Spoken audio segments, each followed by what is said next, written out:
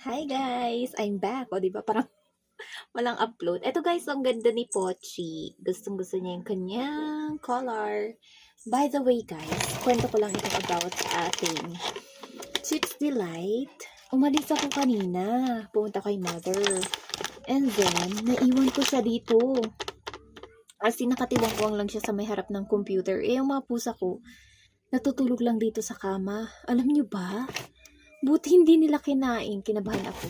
Kasi kapag kumakain ako nito, lagi silang nakikisingit, yung parang gusto nila lang makasalo. Tinan nito. Dito sa, lagi silang nakikisingit. Buti na lang hindi nila kinalkal, tapos binuksan. Kasi open siya.